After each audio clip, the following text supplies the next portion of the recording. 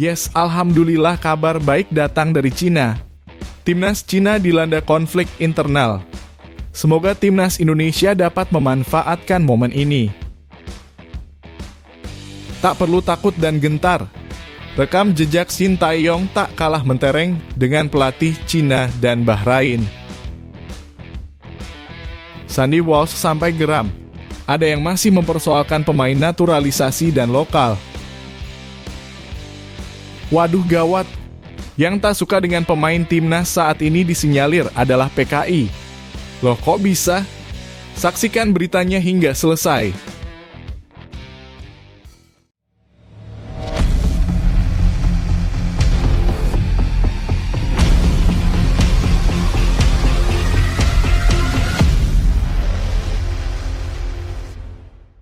Mohon subscribe channel Timnasku Indonesia agar tidak ketinggalan informasi Timnas Indonesia.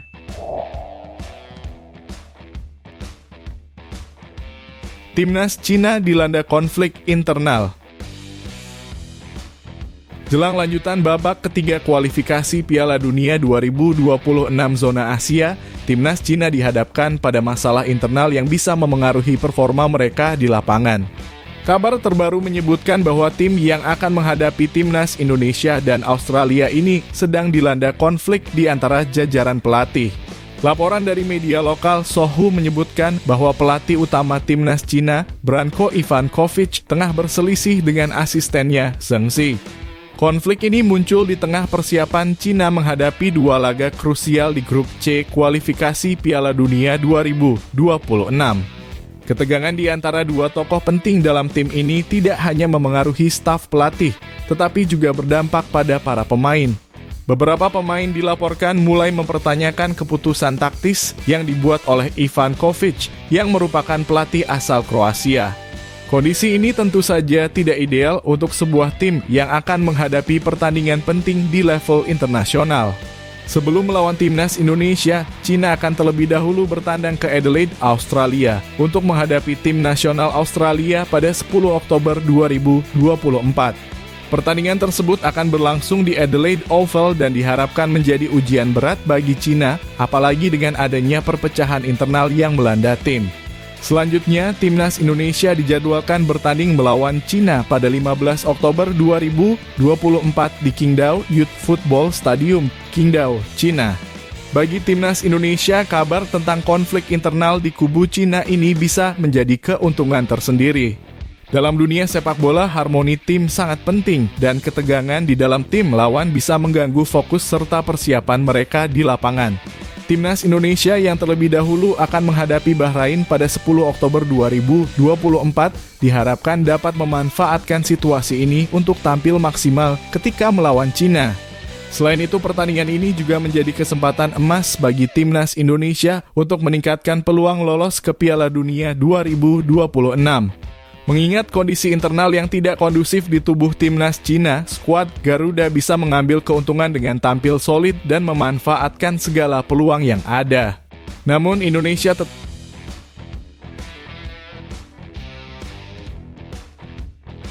rekam jejak Shin Tae-yong tak kalah mentereng dengan pelatih Bahrain dan Cina. Kiprah Shin Tae-yong sebagai pelatih timnas Indonesia memang patut diacungi jempol.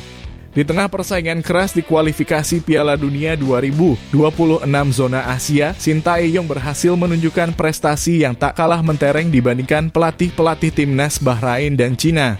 Meskipun lawan-lawan yang dihadapi kuat, seperti Arab Saudi dan Australia.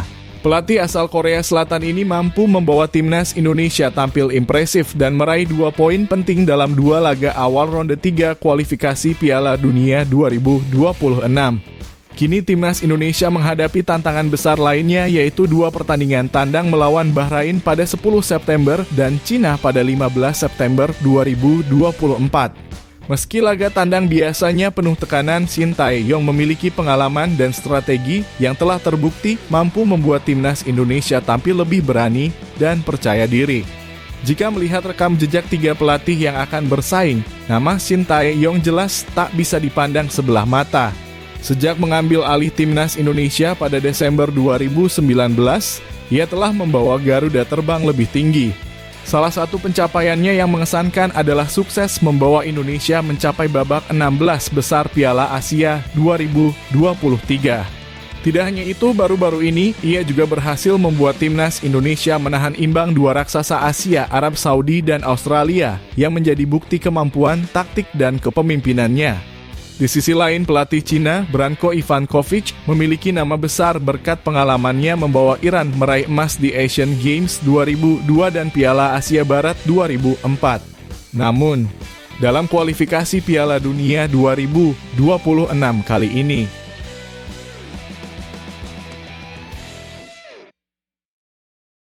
Liano Reijnders berbicara soal supporter timnas Indonesia usai disetujui DPR RI. Liano Reijnders, pemain PEC Zwolle yang baru saja dinyatakan sah menjadi bagian dari timnas Indonesia, menyampaikan rasa gembira dan antusiasmenya setelah proses naturalisasi dirinya disetujui oleh DPR RI.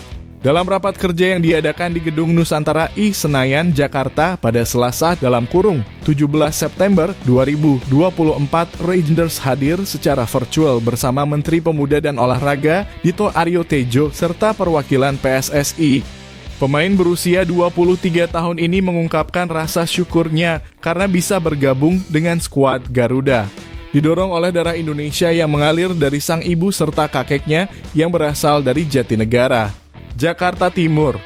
Reijnders menyatakan ketidaksabarannya untuk membela timnas Indonesia, terutama setelah menyaksikan dukungan luar biasa dari supporter tanah air. Ia terkesan dengan atmosfer yang terasa ketika menyaksikan langsung pertandingan timnas Indonesia melawan Australia di Stadion Utama Gelora Bung Karno yang dipadati lebih dari 70.000 supporter. Menurutnya, dukungan tersebut memberikan energi positif yang besar bagi tim dan semakin menguatkan tekadnya untuk membantu tim Merah Putih meraih kesuksesan di Piala Dunia 2026. Saya melihat stadion penuh saat Indonesia melawan Australia dan supporter sangat antusias dengan hasil pertandingan tersebut, ujar Reijnders. Ia juga menambahkan, kami sudah mendapatkan 2 poin dari 2 pertandingan awal dan saya bertekad untuk memberikan yang terbaik bagi tim ini.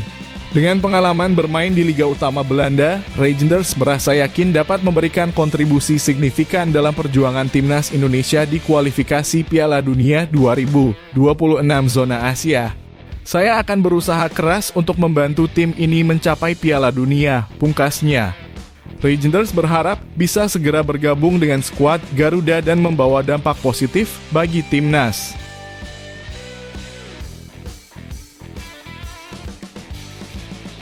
Sandy Walsh buka suara soal pemain naturalisasi dan lokal di timnas Indonesia. Supporter timnas Indonesia harus bersatu dan tegas dalam menghadapi pihak-pihak yang terus memperkeruh suasana dengan merendahkan kontribusi pemain naturalisasi. Saat ini terdapat desakan agar supporter Indonesia memboikot suara-suara negatif yang tidak mendukung timnas Indonesia, karena hal ini dapat mempengaruhi moral dan performa tim secara keseluruhan. Isu naturalisasi kembali memanas terutama setelah pernyataan mantan Duta Besar Indonesia untuk Polandia, Peter Gonta, yang menyebut dirinya malu melihat banyaknya pemain naturalisasi di timnas. Pernyataan tersebut telah memantik kemarahan penggemar sepak bola tanah air karena dianggap merendahkan kontribusi pemain-pemain yang sudah bersusah payah memberikan yang terbaik untuk Merah Putih. Sandy Walsh, salah satu pemain naturalisasi di timnas, juga merespons polemik ini dengan tegas. Menurutnya, di dalam tim tidak ada perbedaan antara pemain lokal dan naturalisasi. Kami semua adalah satu tim. Tidak ada perbedaan di ruang ganti, kami bermain untuk satu tujuan, yaitu untuk membawa Indonesia berjaya, ujar Sandy dalam sebuah wawancara. Komentar negatif yang membanding-bandingkan pemain lokal dan naturalisasi, menurut dokter olahraga, dapat berdampak buruk pada kondisi mental pemain. Pemain yang terus mendapatkan tekanan dan pembicaraan negatif bisa mengalami penurunan performa karena stres dan kecemasan. Hal ini perlu dihindari karena menjaga kesehatan mental para pemain adalah kunci untuk menjaga kualitas tim secara keseluruhan. Dengan adanya tekanan ini, supporter diimbau untuk lebih mendukung tim dengan penuh semangat tanpa terpengaruh oleh suara-suara yang berusaha menjatuhkan. Supporter timnas Indonesia harus terus mendukung para pemain, baik lokal maupun naturalisasi, demi keberhasilan bersama. Penting bagi kita untuk terus mendukung mereka, jangan sampai tekanan dari luar memengaruhi performa para pemain, tegas Sandy Walsh. Di masa depan, ia dan rekan-rekannya akan terus membagikan momen kebersamaan timnas untuk memperlihatkan bahwa tidak ada perbedaan di dalam tim. Dengan begitu diharapkan supporter tetap fokus mendukung timnas Indonesia tanpa perlu membedakan pemain. Semua pemain baik lokal maupun naturalisasi bermain dengan satu tujuan, mengharumkan nama Indonesia di pentas internasional.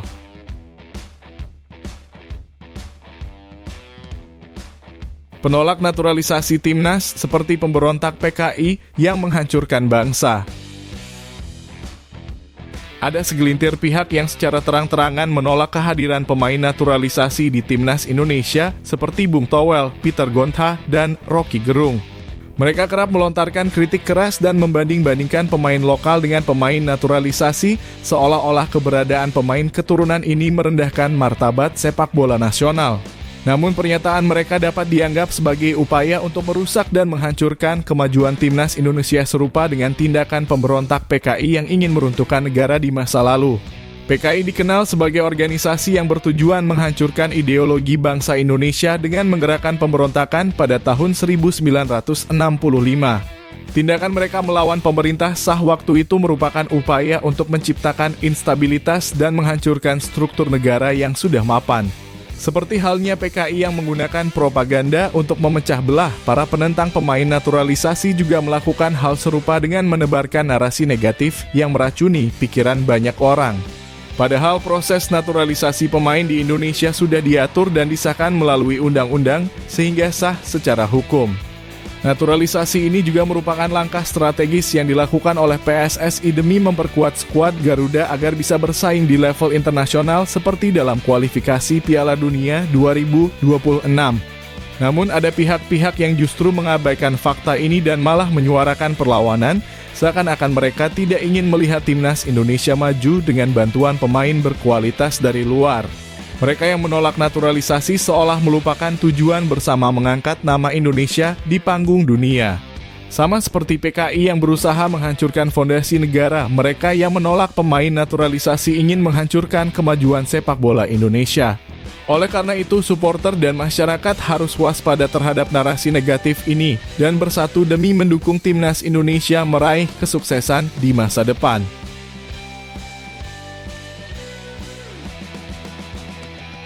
Shin Tae-yong tak panggil oleh Romani dan Mauro Zijlstra pada laga lawan Cina dan Bahrain.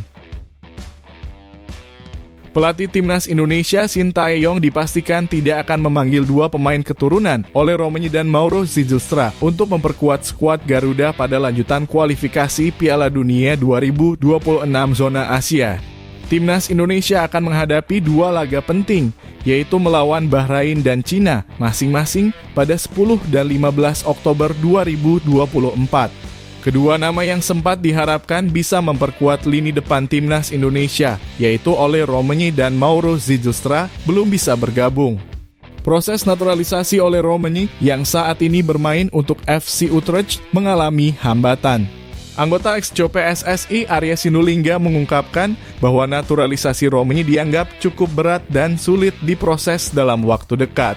Hal ini memperkecil peluang Ole untuk tampil membela timnas di laga-laga krusial melawan Bahrain dan Cina. Sementara itu Mauro Zijlstra yang sebelumnya menyatakan minat besar untuk bergabung dengan timnas Indonesia hingga saat ini belum diproses naturalisasinya oleh PSSI. Sekjen PSSI Yunus Nusi mengonfirmasi bahwa Mauro belum diajukan untuk menjalani proses naturalisasi meskipun pemain tersebut sangat ingin memperkuat skuad Garuda. Dengan situasi tersebut, Shin Tae-yong diperkirakan akan memberikan kesempatan kepada Jens Raven, striker muda yang tampil impresif bersama timnas Indonesia U-Strip 19 di Piala AFF U-Strip 19 2024. Jens Raven yang bermain untuk FC Dordrecht U-Strip 21 telah menunjukkan ketajamannya di level internasional. Selama Piala AFF U-Strip 19 2024, ia berhasil mencetak 4 gol dan menjadi top skor kedua di turnamen tersebut. Tidak hanya itu, Raven juga berhasil membantu timnas U-Strip 19 meraih gelar juara. Keputusan untuk memilih Jens Raven juga didasari oleh kelemahan yang terlihat di lini serang timnas Indonesia pada laga-laga sebelumnya, seperti saat menghadapi Arab Saudi dan Australia. Di dua pertandingan tersebut, skuad Garuda menunjukkan kurangnya penyelesaian akhir yang klinis di depan gawang, meskipun berhasil menciptakan banyak peluang. Kehadiran Jens Raven diharapkan dapat menambah daya gedor tim dan memperbaiki efektivitas serangan timnas Indonesia. Jelang dua laga melawan Bahrain dan Cina, Shin Tae-yong juga sudah bisa mengandalkan dua pemain keturunan yang baru saja mendapat persetujuan naturalisasi dari DPR RI, yakni Eliano Reijnders dan Mads Hilgers. Kedua pemain tersebut diperkirakan sudah siap untuk memperkuat skuad Garuda di sektor pertahanan dan lini tengah. Dengan absennya Ole Roemeny dan Mauro Zijlstra, serta kehadiran Jens Raven, Shin Tae-yong tetap optimistis timnas Indonesia bisa tampil kompetitif dan meraih hasil positif di kualifikasi Piala Dunia 2026 zona Asia.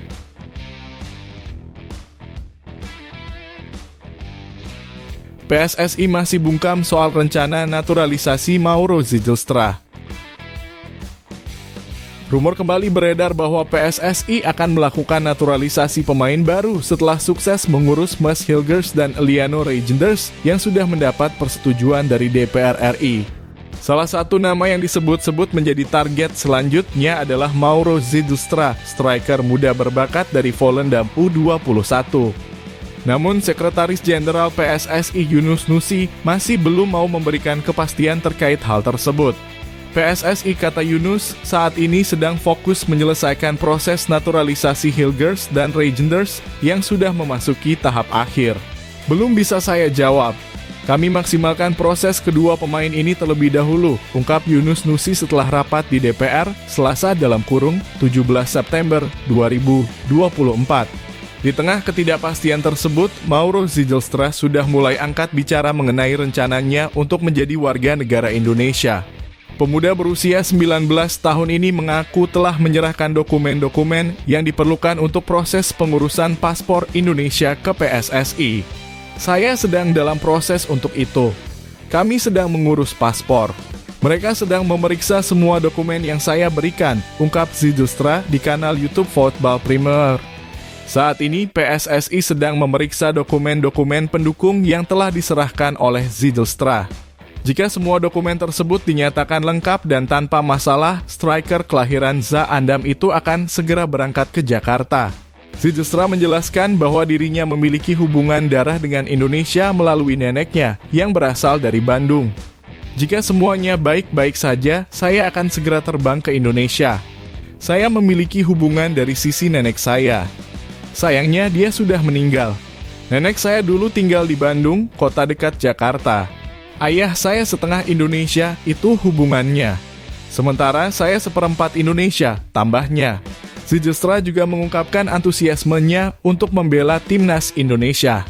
Mantan pemain NEC Nijmegen U-Strip 21 ini kerap memantau penampilan skuad Garuda dan terkesan dengan atmosfer pertandingan di Stadion Utama Gelora Bung Karno. Tentu saja itu mimpi semua orang bisa merasakan energi positif dari stadion yang bisa menampung 80.000 orang. Itu seperti mimpi yang menjadi kenyataan. Jadi, saya sangat bersemangat, tutup Zijlstra. Dengan antusiasme dan tekad kuat Zijlstra, PSSI kini ditunggu langkahnya untuk segera menuntaskan proses naturalisasi pemain muda ini. Jika semuanya berjalan lancar, kehadiran Zijlstra di lini serang timnas Indonesia diharapkan dapat menambah kekuatan skuad Garuda dalam menghadapi kompetisi internasional mendatang.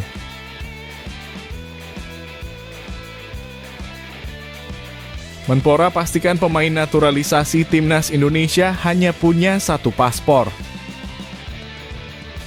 Menteri Pemuda dan Olahraga (Menpora) Dito Aryo Tejo menegaskan bahwa rumor terkait pemain naturalisasi timnas Indonesia yang memiliki dua paspor tidak benar. Pernyataan ini disampaikan Dito untuk menjawab kontroversi yang dipicu oleh Peter Gonta yang belakangan ramai diperbincangkan publik. Saya pastikan itu tidak benar karena setiap proses pasti ada cek faktualnya. Jadi semua pemain naturalisasi sudah memegang paspor Indonesia, kata Dito setelah rapat bersama Komisi I3 DPR RI di Jakarta Selasa (17 September 2024). Sikap serupa juga diungkapkan oleh Arya Sinulinga, anggota Komite Eksekutif PSSI. Arya menegaskan bahwa pemain naturalisasi Timnas Indonesia telah mengikuti prosedur yang benar dan tidak ada yang memiliki dua paspor. Saat di Indonesia, mereka pakai paspor Indonesia. Saat di luar negeri, mereka juga pakai paspor Indonesia.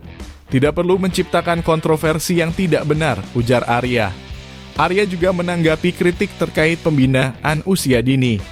Ia menekankan bahwa prestasi Timnas Indonesia sudah mulai terlihat, terutama dengan keberhasilan Timnas U16 dan U19 di berbagai ajang internasional. Menurutnya, pembinaan pemain muda berjalan dengan baik, dan ia mengajak masyarakat untuk bangga dengan Timnas Indonesia. Tolong, mari kita bangga dengan Timnas kita, bangga dengan merah putih. Jangan mencari alasan dan mengaburkan sesuatu yang sudah baik bagi bangsa kita, tambah Arya. Di sisi lain, proses naturalisasi Maes Hilgers dan Eliano Reijnders juga semakin dekat dengan kenyataan. Setelah melalui rapat kerja dengan Komisi I3 DPR, kedua pemain keturunan Indonesia ini akhirnya disetujui untuk mendapatkan status sebagai warga negara Indonesia (WNI). Dalam rapat tersebut, Wakil Ketua Komisi I3 DPR, Pangeran Khairul Saleh, memastikan bahwa semua dokumen dan prosedur telah sesuai dengan peraturan yang berlaku. Setelah mendengarkan pertimbangan Menpora, semua data sudah clear dan sesuai dengan peraturan, ucap Pangeran Khairul Saleh. Keputusan akhir pun diambil dalam rapat tersebut di mana seluruh anggota DPR yang hadir setuju dengan proses naturalisasi Maes Hilgers dan Eliano Reijnders. Dengan keputusan ini, kedua pemain segera resmi menjadi WNI dan diharapkan bisa segera memperkuat Timnas Indonesia dalam berbagai ajang internasional yang akan datang.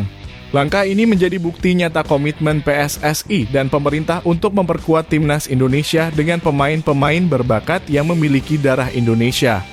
Kini dengan proses naturalisasi yang semakin rampung, harapan besar pun ada pada Maes Hilgers dan Eliano Reijnders untuk membawa Timnas Indonesia berprestasi lebih tinggi di kancah internasional.